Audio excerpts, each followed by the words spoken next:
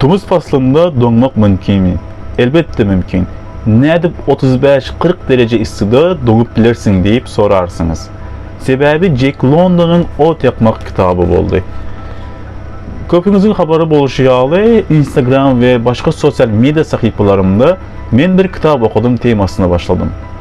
Bu temanın ilk kitabı Jack London'un Ot Yakmak kitabı oldu.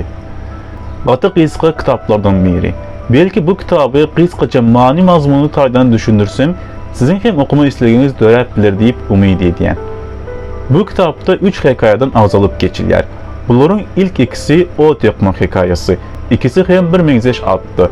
Bunların biri 1902 yılda yazılan ve belekisi hem 1908 yılda yazılan.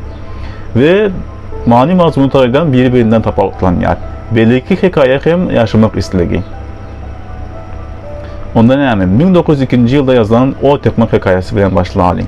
Bu hikayede bir adam katı soğuk yerde dostlarının yanına yeke gitmek için görüşür.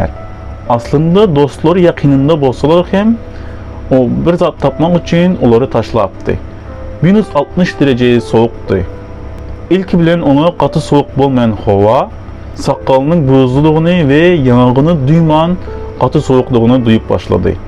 Şeylik hem onun yanında Husky iti vardı. Çalt donmazlık için dostlarının yanına katı kıyıska vakitte varmak gerekti. Çalt donmazlık ümidi bilen dostlarının yanına katı kıyıska vakitte gitmeyi ümit edip yördü. Yollarda tuzaklar vardı. Kar ve buz akımlar yağlı suları kurşabalyardı. Ve yanlışlıkla ona basan pırsodu çığlıp olup donup başlardı. Bunu bolmacaklarına göz yetirmeye sinişerdi. Eğer şeyli bulun olsa ayakları donlap başlardı ve ot yakmasa ölerdi. Günortamlık naharına çenli kıyınçılık çekmedi ve tuzakları ansatlık bilen taptı. Günortamlık naharında ot yaktı ve iyimitini yedi ve dincini aldı. Akşamlık naharından son yerinden turdu ve yürümeye devam ettirdi. O yolda tuzaklardan birini taptı ve suya kaçtı. Suya kaçandan son ayakları çığlıdı, ayakları donlamaya başladı. Şu sebeple ot yakmak gerekti. O ağacın aşağısında ot yaktı. Yönü ağacın aşağısında ot yakıldığı sebeple ağacın üstündeki karlar oda düştü ve ot öştü. Onu yine yakacak oldu. Yönü elleri ve ayakları dondu.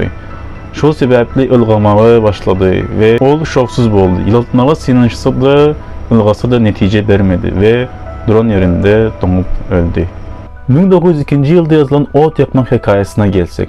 Bu hikayede de Edil birinci hikayedeki yağlı Tom Vincent adındaki adam soğuğa katı inanmadı ve yeki özü dostlarının yanına gitmek isteyerdi.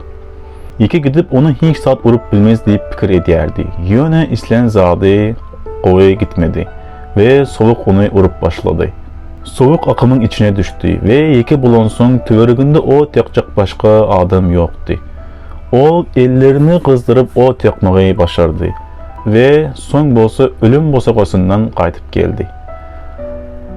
En sonki hikayemiz yaşamak istediği hikayesine gelsek, bu hikayede bir adam dostu Bill bilen yolda yürep barıyardı. Soğuktu, yönü donmadı ve yolda topuğunu döktü. Bill'i çağıran hem bolsa Bill ona üns vermedi ve yoluna devam etti. Ayağının ağrıları sebeple biraz vakit fikir edip bilmedi. Dondurma nokoduna yetendiğine göz yetirenden son yürümeye ve maksada yetmek için görüşmeye devam etti. Şeyde de bolsa ilmege imit yoktu ve bu onu katı itekleyerdi.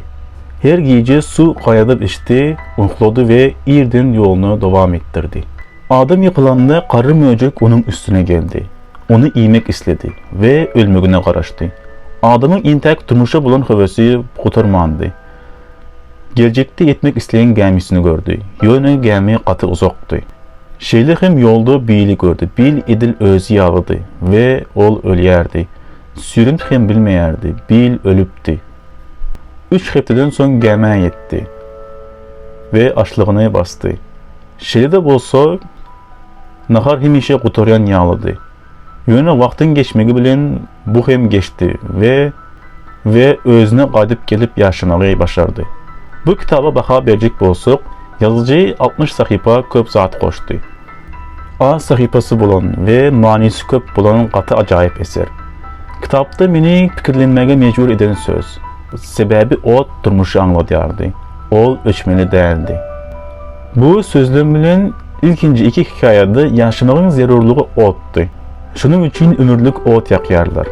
Sonraki hikayede bolsa yaşamağın zerurluğu imitdi. Şunun için imit durmuşun yerini tuttu. Kitap qutaran soň öz özüme soradım. Durmuş näme? Durmuş imit mi? Ya da ot mu? Durmuş su mu? Ya da senin başkalan? Belki senin demin. Bu eser bilen Jack London bilen hem tanıştım. Qatı acayip kitap. Ve bu kitabı size hem okumağı maslahat berýärim. Döwrap YouTube kanalyma agza bolmagy ýatdan çykarmaň.